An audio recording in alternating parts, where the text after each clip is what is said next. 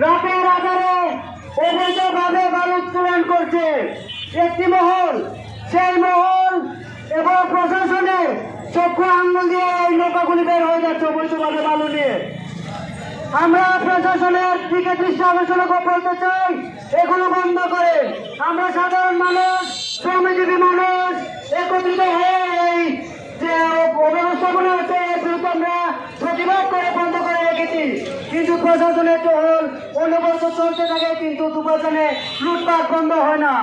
আমরা জানি জাদুঘরা নদীতে পার্কের পরিবেশের বিপর্যয় ঘটিয়ে দিচ্ছে, এর কোনো লাগাম টানা হচ্ছে না।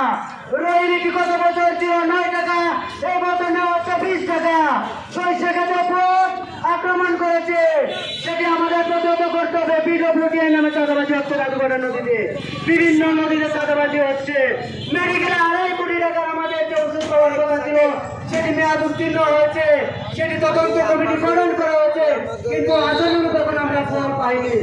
এই যে 2.5 কোটি টাকার ওষুধ মেয়াদ উত্তীর্ণ হয়েছে তার সুষ্ঠু বিচার নিশ্চিত করতে হবে।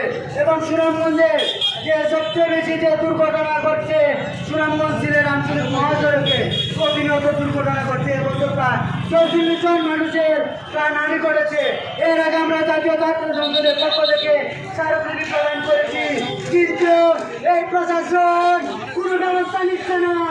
এই প্রশাসনের খেলা ভেঙে দিতে হবে। আমরা খেয়াল করেছি বিশম্বরপুর থেকে আমাদের একটি বিশাল মিছিল এখানে যুক্ত হয়েছে।